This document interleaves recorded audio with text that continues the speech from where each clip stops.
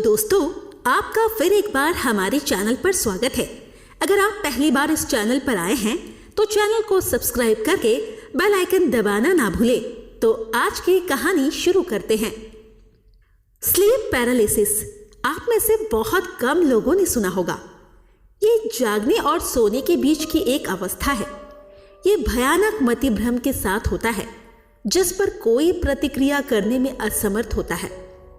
खैर, इसी तरह विज्ञान स्लीप पैरालिसिस को परिभाषित करता है।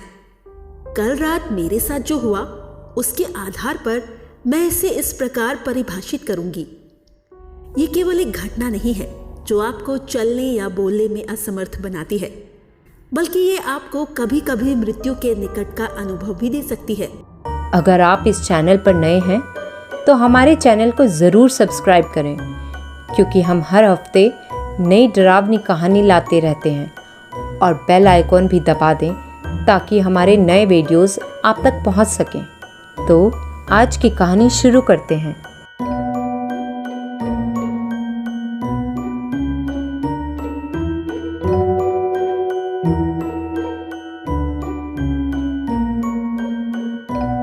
आधी रात को अपने बिस्तर पर लेटे हुए मैं अपने कमरे के कोने में एक भयानक अंधेरी परछाई को देखने के लिए उठी। मेरे कानों में दिल की धड़कन तेज सुनाई दे रही थी। मैंने चीखने की कोशिश की, लेकिन जब मैंने अपना मुंह खोलने की कोशिश की तो ये असंभव था। मैं एक शब्द भी नहीं बोल पा रही थी। वास्तव में अपने डरावनेपन के कारण मैंने खुद को लकवाग्रस्त होकर हिलने डुलने में असमर्थ पाई।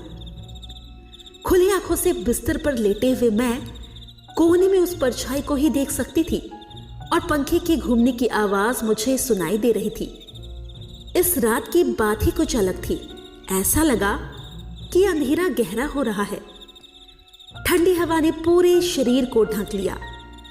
चांद ने खिड़की से एक भयानक चमक डाली। अचानक दरवाजा हड़बड़ाकर खुल गया। मैं अभी भी हिल नहीं सकती थी। मैं बस कोशिश कर रही थी। वो समय जो एक अनंत काल लग रहा था, लेकिन शायद कुछ मिनटों से अधिक नहीं था। मैंने खुद को फिर से स्थानांतरित करने में सक्षम पाया। परछाई चली गई थी। दरवाजे से आ रही चरमराती आवाज अब बंद हो चुकी थी। सब कुछ शांत था। मैं उठी और एक गहरी लंबी सांस ली। मैं कमजोर थी। मुझ में चलने की ताकत नहीं बची थी। फिर भी मैं किसी भी तरह चलने में कामयाब रही। मैं सीधे रसोई में गई, फ्रिज से एक बोतल निकाली और तब तक पानी पीती रही जब तक मुझे ठीक लगने लगे। कभी कभी आप न केवल अपनी प्यास बुझाने के लिए बल्कि चीजों को सामान्य करने के लिए भी पानी पीते हैं। मैंने भी वही किया। एक बार जब सब कुछ सामान्य हो गया तो मैंने बोतल को वापस उसी जगह पर रख दिया और अपने बिस्तर की ओर चलने लगी। मुझे फिर नींद आ रही थी। सबसे महत्वपूर्ण बात थी कि मुझे एक अच्छी नींद की जरूरत थी। जैसे ही मैंने अपने कमरे में प्रवेश किया, एक अजीबोगरीब गंध ने मेरी गर्दन के पीछे के बालों को खड़ा कर दिया। ये क्या हो सकता है? मुझे नहीं पता था कि क्या हो रहा है। सीढ़ियां कम होती गई और अब एक अनजानी इच्छा थी जिसने मुझे अंततः अपने बिस्तर की ओर बढ़ने से रोक दिया। ये इतनी भयानक परिस्थिति थी। मैं इन सब से बाहर होना चाहती थी। मैं सन्नाटे में डूबी हुई थी और मेरे चेहरे पर एक भयानक सफेदी फैल गई थी। भय का एक असहज पूर्वाभास मेरी इंद्रियों में व्याप्त हो गया। मैं जोर जोर से चिल्लाना चाहती थी, लेकिन ये सब व्यर्थ हो जाएगा। मैंने अपनी सारी हिम्मत जुटाई और अपने बिस्तर की ओर बढ़ गई। ऐसा लग रहा था कि मेरे पैरों से धरती खिसक गई है। मैं मौके पर जम गई थी। मेरा पेट बर्फ की तरफ ठंडा पड़ गया था। मेरे दिल ने धड़कना लगभग बंद कर दिया और मेरी आंखों से पानी निकल आया। मैंने देखा कि मेरे बिस्तर पर एक शव सीधा पड़ा हुआ है। अंधेरा पहले से कहीं ज्यादा गहरा लग रहा था। मैं देख सकती थी कि एक सीधी आकृति मेरे सामने पड़ी है। उस क्षण के खौफ ने मुझे पूरी तरह जकड़ रखा था। भागना विकल्पों में से एक हो सकता था, लेकिन तभी मेरी जिज्ञासा ने बाकी सब पर कब्जा कर लिया। मैं कांपते कांपते हाथों और भय से भरे शरीर के साथ बिस्तर के करीब गई ये पहचानने के लिए कि ये कौन था। मैंने लाश को एक गंभीर और कांपते आकर्षण से देखा, एक ऐसा दृश्य जिस पर मुझे विश्वास नहीं हो रहा था। मैं वहीं बिस्तर पर लेटी हुई थी और उसी समय मैं खड़ी होकर खुद को देखी जा रही थी। मैं अपनी आंखों पर विश्वास नहीं कर सकती थी।